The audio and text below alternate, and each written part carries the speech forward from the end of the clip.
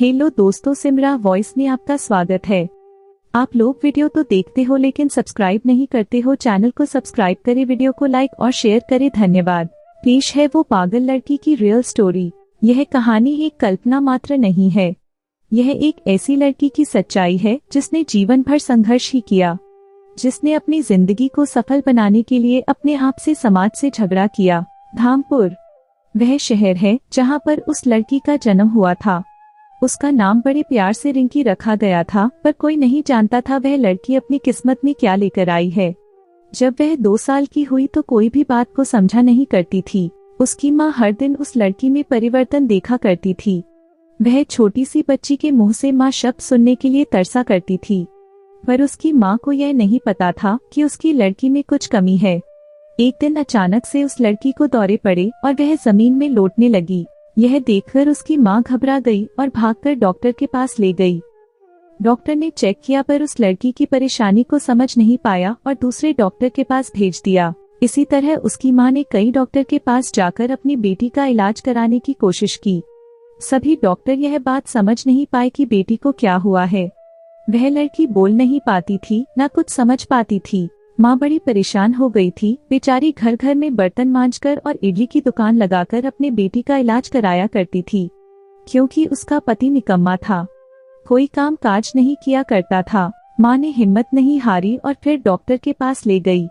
Doctor बोला, आपकी लड़की पागल है, इसे पागलखाने में भेज दो। माँ गुस्सा कर बोली, डॉक्टर साहब मेरी लड़की पागल नहीं है, और फिर वह वहाँ से घर चली आई। लड़की 4 साल की हुई, उसके स्कूल जाने का समय आ गया था, लेकिन उस लड़की को दौरे पड़ना कभी बंद नहीं हुए। उसे स्कूल में भी दौरे पड़ जाया करते थे। वह जमीन भी लौटने लगती थी।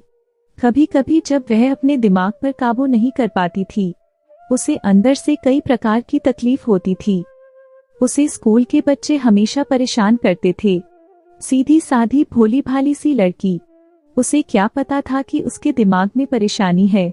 हद तो तब हो गई जब एक दिन स्कूल की टीचर ने उसकी माँ को बुलाया और बोली, आपकी लड़की तो पागलों जैसी हरकतें करती है।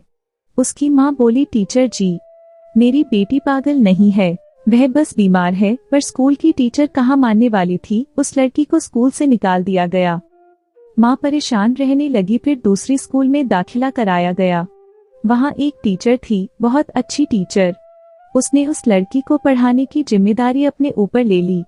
कुछ समय बाद माँ को एक नामी डॉक्टर का पता चला। वह अपनी बच्ची को उस डॉक्टर के पास ले गई।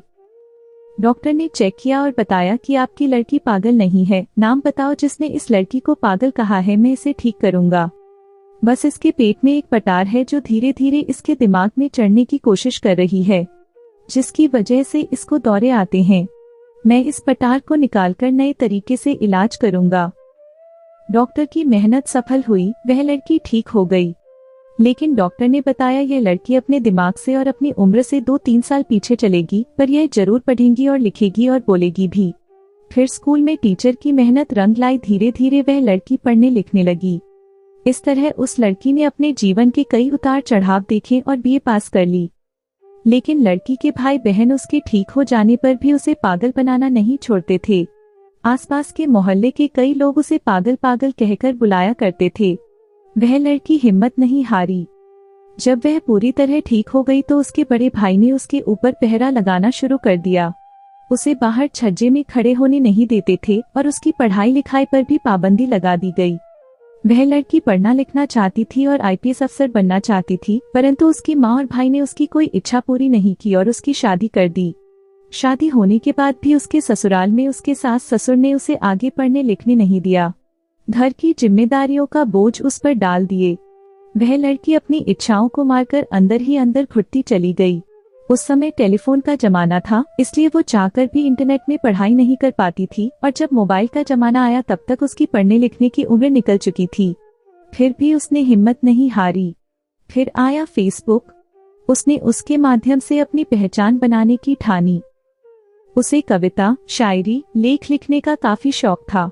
11 और 12 क्लास में स्कूल की पत्रिका में अक्सर उसकी कविताएं और लेख छपा करते थे। इसी में वह खुश हो जाया करती थी। लेकिन शादी के बाद उसकी इच्छा दफन होकर रह गई थी। फेसबुक के माध्यम से उसने अपनी कविताओं और अपने विचारों को लोगों के सामने रखा, जिसमें उसको बड़ा मान सम्मान मिलने लगा था। अब मैं आप लोगों से सवाल करती हूँ, ना जाने उसकी जैसे कितनी हजारों लड़कियां हैं जो अपनी इच्छाओं को पारिवारिक मजबूरी या आर्थिक मजबूरी के कारण दबा दिया करती है।